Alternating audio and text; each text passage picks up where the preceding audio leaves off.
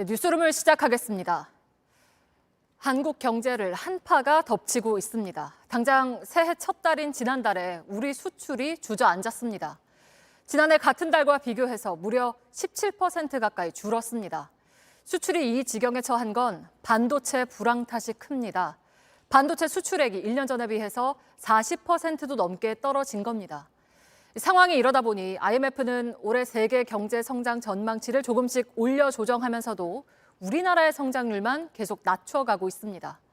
주요 지표가 줄줄이 아래로 향하는 경제 겨울인 겁니다. 먼저 우리 경제의 버팀목이어야 하는 수출이 처한 심각한 상황을 김도훈 기자가 보도합니다. 462억 7천만 달러, 새해 첫 달 받아든 수출 성적표입니다. 지난해 같은 달에 비해 16.6% 감소한 것으로 나타났습니다.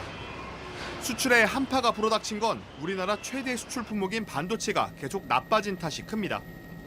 글로벌 경기가 침체된 상황에서 메모리 반도체 가격은 떨어지고 수요는 줄어들고 있기 때문입니다. 반도체 수출 규모만 보면 올해 1월 수출액은 60억 달러로 1년 전에 비해 44% 넘게 줄었습니다.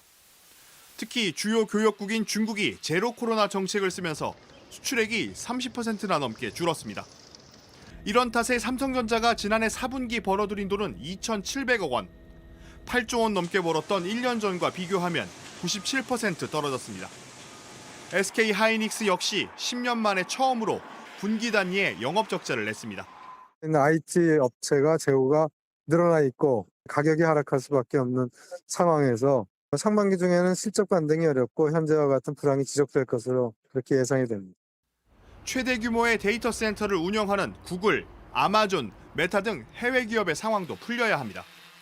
수출은 부진한데 원유, 가스, 석탄 등 3대 에너지 수입은 계속 늘고 있습니다. 이 때문에 1월 무역 적자 규모는 관련 통계를 집계한 이래 역대 최대가 됐습니다. 한국은 수출로 먹고 산다는 말이 무색해졌습니다. JTBC 김도훈입니다.